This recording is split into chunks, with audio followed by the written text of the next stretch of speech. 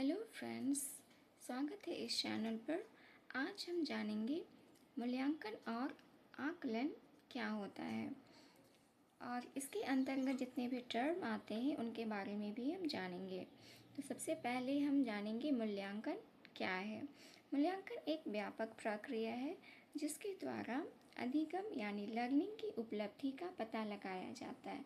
यानी छात्र ने अब तक क्या सीखा है, उसने क्या अचीव किया है, उसके बारे में पता लगाया जाता है।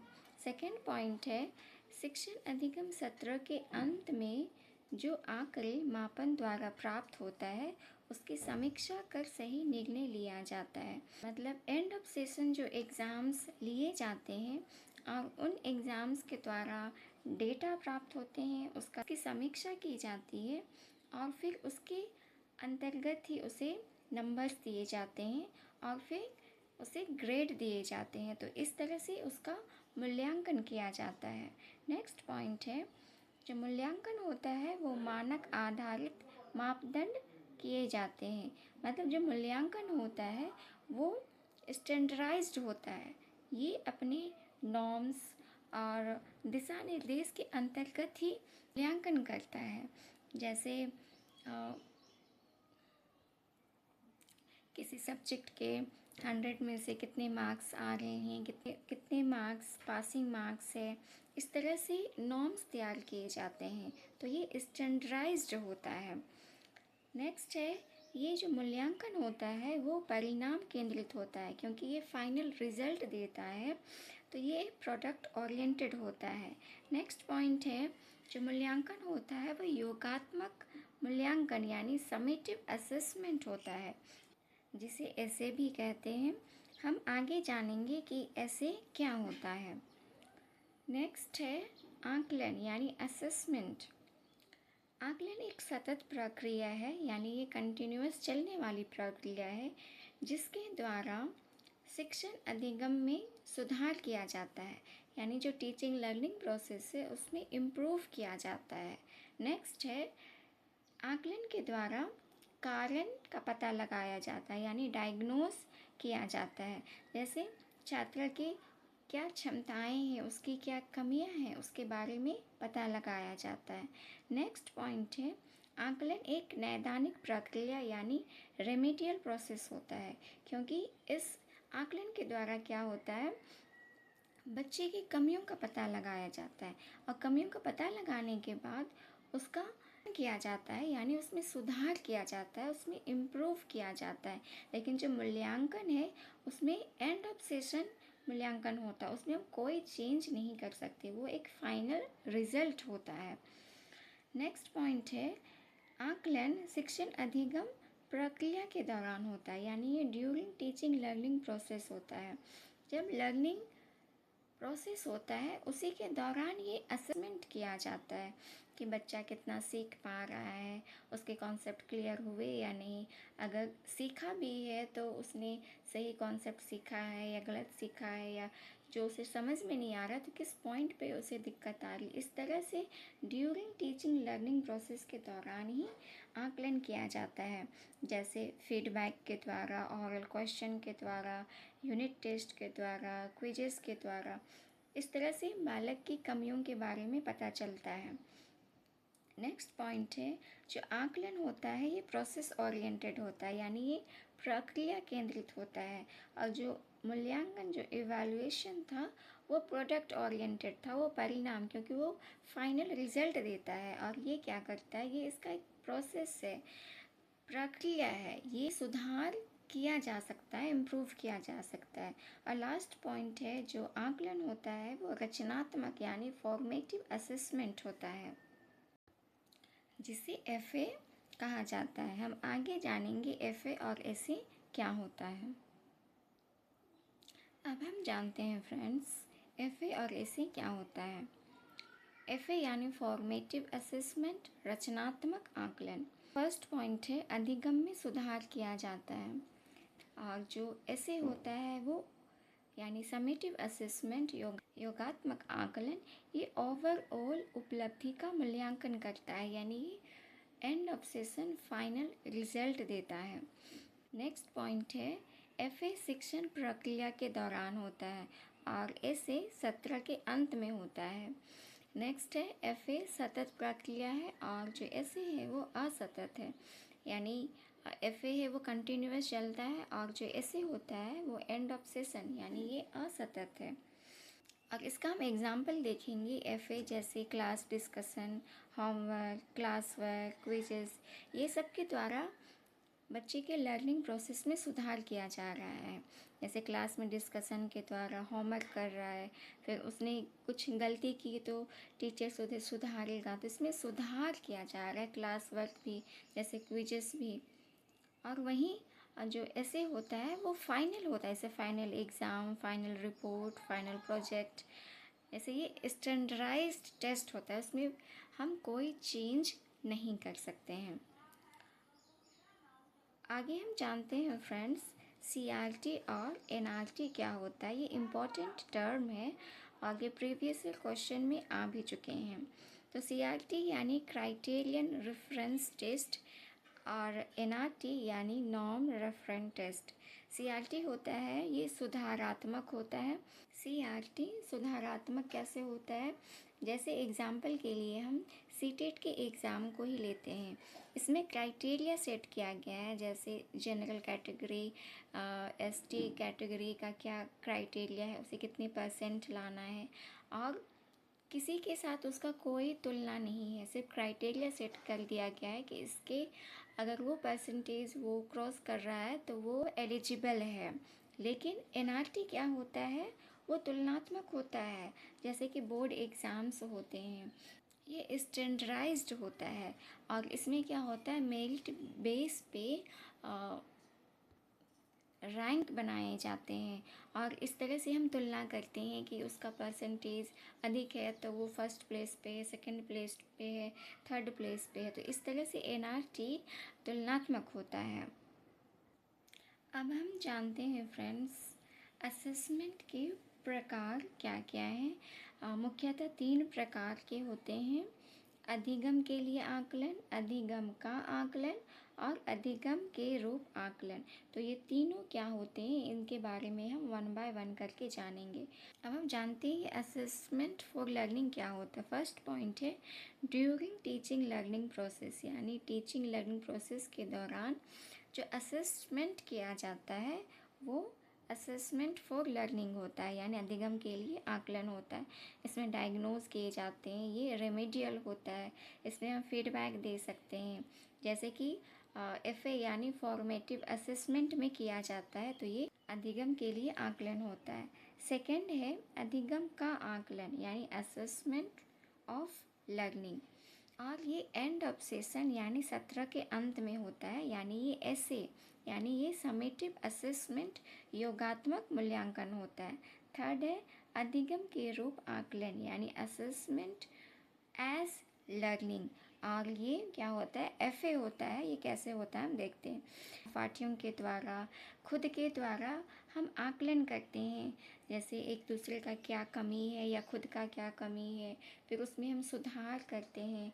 तो इस तरह से ये अधिगम के रूप में आकलन यानी असेसमेंट एज लर्निंग होता है। अब सेल्फ असेसमेंट के द्वारा क्या होता है, परासंज्ञान यानी मेटाकॉग्निशन होता है। जो छात्र होता है वो खुद के बारे में चिंतन करता है, खुद के सोच के बारे में, और इस तरह से उसमें मेटाकॉग्निशन का डेवलपमेंट होता है। और ये असेसमेंट एज लर्निंग ये एफए होता है। और लर्निंग और एज लर्निंग ये एफए होता है, और जो ऑफ लर्निंग होता है वो एसए होता है। आगे हम जानते हैं फ्रेंड्स CCE क्या होता है। तो CCE का फुल फॉर्म होता है कंटिन्यूअस कॉम्प्रहेंसिव इवैल्यूएशन। ये एक प्रकार का इवैल्यूएशन यानी मूल्यांकन होता है जो 360 डिग्री यानी होलिस्टिक यानी समग्र रूप से मूल्यांकन होता है। तो कंटिन्यूअस का मतलब होता है सतत, यानी conduct through out the year, यानी पूरे सत्र में, यानी शुरुआत से लेके एंड तक उसमें जो भी मूल्यांकन किए जा रहे हैं वो कंटिन्यूअस होता है। और कॉम्प्रिहेंसिव, कॉम्प्रिहेंसिव मतलब समग्र यानी पूरे एरिया यानी 360 डिग्री यानी चहुमुखी एरिया में उसका मूल्यांकन होना। तो कॉम्प्रिहेंसिव के अंतर्गत क्या क्या आता है हम देखते हैं। फर्स्ट है शैक्षिक यानी स्कोलास्टिक, और इसके अंतर्गत स्कूल यानी बोर्ड के द्वारा जो भी मूल्यांकन होता है वो शैक्षिक हो गया, जैसे FA SA, तो ये स्कोलास्टिक इवैल्यूएशन हो गया। सेकेंड है सह शैक्षिक यानी को स्कोलास्टिक, इसके अंतर्गत बालक अपने जीवन के कौशल के बारे में सीखता है, अपने मूल्य नैतिक मूल्यों के बारे में सीखता है।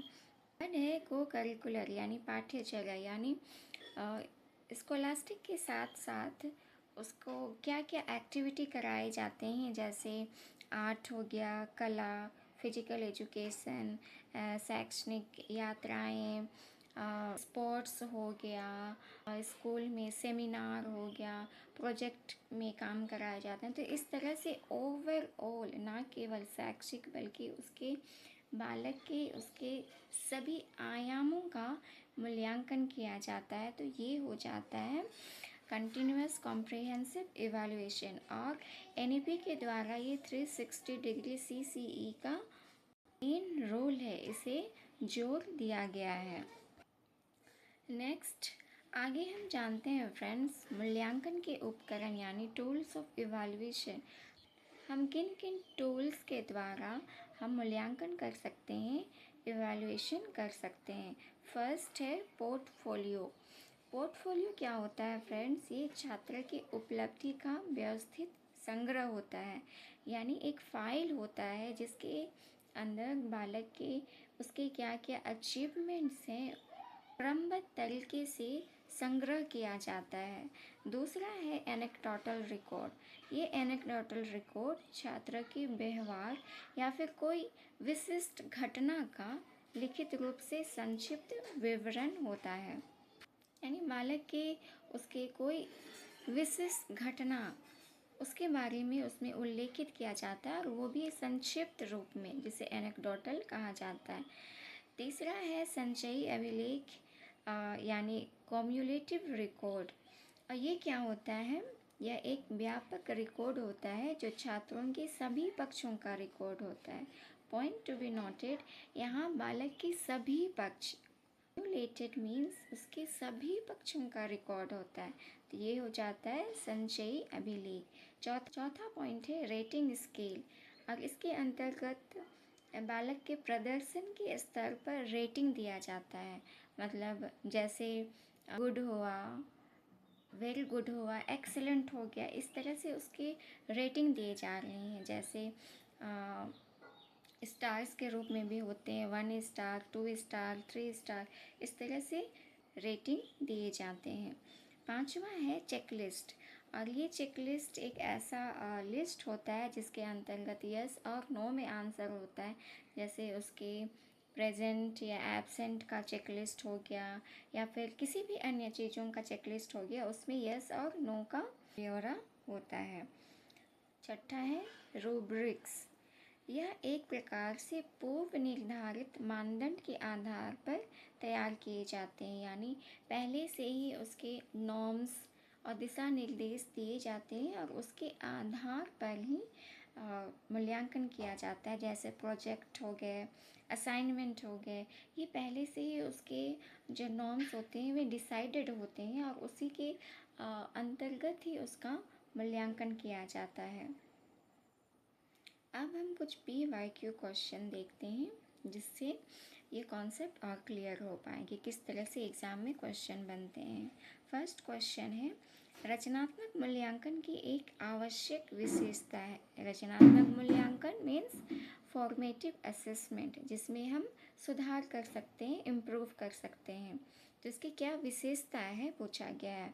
फर्स्ट ऑप्शन है शिक्षार्थियों को सापेक्ष पद और श्रेणियाँ प्रदान करना, मतलब उसे हम रैंक दे रहे हैं तो ये ऐसे का काम है, ये रचनात्मक मूल्यांकन का नहीं, योगात्मक मूल्यांकन का काम है। तो ये ऑप्शन गलत होगा।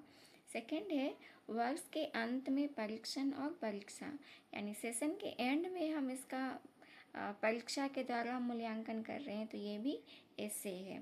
थर्ड है शिक्षार्थियों के लिए मूल्यांकन मानदंड का स्पष्टीकरण।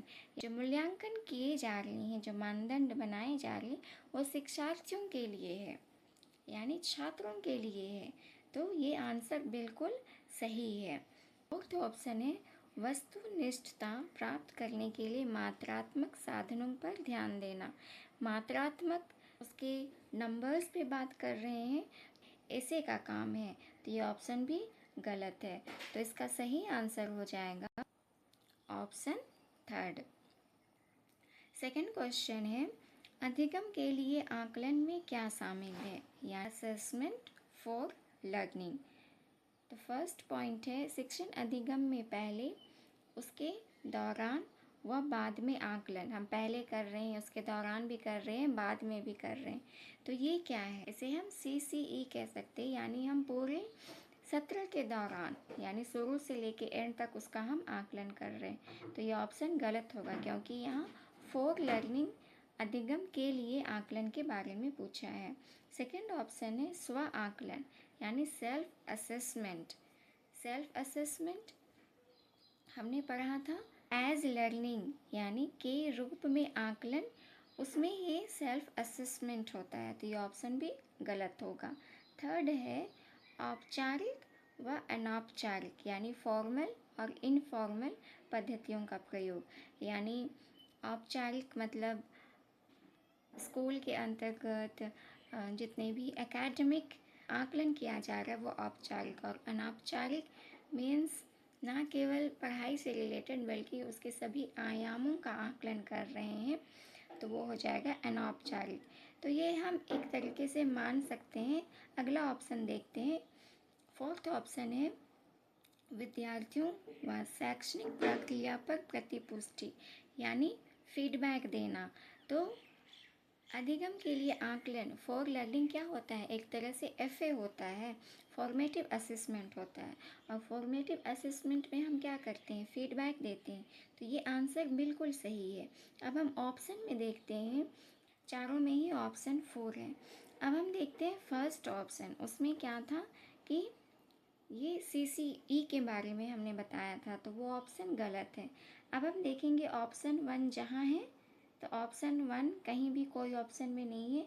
फिर हम सेकंड देखते हैं सेल्फ आकलन, यानी सेल्फ असेसमेंट। ये क्या होता है, ये एज लर्निंग में आता है, तो ये ऑप्शन गलत था। तो ऑप्शन 2 जहाँ है वो ऑप्शन गलत हो जाएगा, यानी ऑप्शन B और D बिल्कुल गलत है। अब हमारे पास ऑप्शन बचा A और C। वैसे भी फोर्थ जो ऑप्शन है वो बिल्कुल सही है। अब थर्ड को हम फिर से देखते हैं, यानी औपचारिक व अनौपचारिक, यानी जो एकेडमिक और नॉन एकेडमिक आकलन के बारे में बोला है, तो ये बिल्कुल सही है। क्योंकि अधिगम के लिए आकलन में क्या होता है, ड्यूरिंग टीचिंग लर्निंग प्रोसेस के दौरान हम उसमें सुधार कर सकते हैं। तो ये एकेडमिक भी हो सकता है, नॉन एकेडमिक भी हो सकता है, ये फॉर्मल भी हो सकता है और इनफॉर्मल भी हो सकता है। तो ऑप्शन थर्ड भी सही है। तो इसका सही आंसर हो जाएगा ऑप्शन C। तो इस तरह से आप क्वेश्चन को एलिमिनेट करने के द्वारा भी आप सही आंसर तक पहुंच सकते हैं। थर्ड क्वेश्चन है निम्नलिखित में से कौन से कथन सतत एवं समग्र मूल्यांकन की प्रकृति को स्पष्ट करता है, यानी CCE के बारे में पूछा है। ये कैसा होता है, 360 डिग्री, यानी ये हॉलिस्टिक इवैल्यूएशन होता है। तो इसके क्या ऑप्शन दिए गए हम देखते हैं। फर्स्ट है यह पाठ तथा साल के अंत में होने वाला आकलन है। ये सिर्फ पाठ या साल के अंत में इसका हम आकलन नहीं करते हैं, ये पूरे साल ये आकलन करता है। तो ये ऑप्शन गलत होगा। सेकंड है यह सीखने के लिए के बजाय सीखे गए का आकलन है, यानी बोल रहा है कि ये FA के बजाय ये SA का आकलन है। तो CCE में क्या होता है, FA और SA दोनों होता है, तो यहाँ किसी एक के बारे में बताया गया, तो ऑप्शन 2 भी गलत होगा। थर्ड है यह रचनात्मक रूप से सीखने के अवसर उपलब्ध कराता है। तो ये बिल्कुल सही है, क्यों इसमें बालक अपने कमियों का थ्रू आउट द ईयर सुधार कर सकता है, तो उसके सीखने के अवसर उपलब्ध कराता है। तो ये ऑप्शन बिल्कुल सही है। फोर्थ ऑप्शन है यह सीखे गए के बजाय सीखने के लिए का आकलन है। जो ऐसे है उसके बजाय एफए का आकलन है। तो सीसीई में दोनों के बारे में ही बताया गया है कि एफए और एसए ये दोनों होता है, यानी ये during the process, end of session, यानी थ्रू आउट द ईयर होता है। तो ये ऑप्शन भी गलत होगा। तो इसका सही आंसर हो जाएगा ऑप्शन थर्ड। अब हम फोर्थ क्वेश्चन देखते हैं। रचनात्मक मूल्यांकन के लिए यानी फॉर्मेटिव असेसमेंट के लिए कार्य की प्रगति को दर्शाने के लिए पोर्टफोलियो एक प्रभावी प्रणाली है। क्योंकि यानी पोर्टफोलियो को बोला जा रहा है कि एक फॉर्मेटिव असेसमेंट के लिए एक प्रभावी प्रणाली है। तो पोर्टफोलियो क्या होता है? छात्र के जितने भी अचीवमेंट हैं उन सब का एक व्यवस्थित रूप से एक रिकॉर्ड किया जाता है, एक फाइल में उसका संग्रह किया जाता है। तो इसका जो फर्स्ट ऑप्शन है वे मूल्यांकन की प्रक्रिया में छात्रों को शामिल करते हैं। तो बिल्कुल सही है, उसमें छात्र के बारे में ही हम मूल्यांकन करते हैं। सेकेंड है वे व्यक्तिगत छात्रों की प्रगति के बारे में अंतर्दृष्टि प्रदान करते हैं। और जो पोर्टफोलियो होता है वो व्यक्तिगत फाइल ही होता है, हर एक छात्र का पोर्टफोलियो तैयार किया जाता है। तो इस तरह से उस प्रगति के बारे में उसमें सारा डिटेल होता है। तो ये ऑप्शन बिल्कुल सही है। थर्ड है वे मुख्य रूप से अंतिम उत्पाद की प्रस्तुति पर ध्यान केंद्रित करते हैं। मतलब अंतिम उत्पाद यानी फाइनल रिजल्ट, तो ये तो एफए का काम है। तो ये ऑप्शन बिल्कुल गलत है। फिर फोर्थ है वे छात्र अधिगम के ठोस सबूत पेश करते हैं। पोर्टफोलियो के द्वारा क्या ठोस सबूत ही तो होता है, उसमें एक व्यवस्थित रिकॉर्ड फाइल होता है हर एक छात्र का। तो ये ऑप्शन भी बिल्कुल सही है। तो इस तरह से पोर्टफोलियो क्या कर रहा है? रचनात्मक मूल्यांकन के लिए एक प्रभावी प्रणाली का काम कर रहा। तो इसका रीजन फर्स्ट, सेकंड और जो फोर्थ ऑप्शन है वो बिल्कुल सही है। तो इस क्वेश्चन का सही आंसर हो जाएगा ऑप्शन फर्स्ट। तो आई होप फ्रेंड्स आकलन और मूल्यांकन और उससे रिलेटेड जितने भी टर्म थे उनके बारे में आप सबको समझ में आ गया होगा। मिलते हैं नेक्स्ट वीडियो में नेक्स्ट कॉन्सेप्ट के साथ। अगर वीडियो हेल्पफुल लगे तो लाइक शेयर सब्सक्राइब अवश्य करें। Thank you.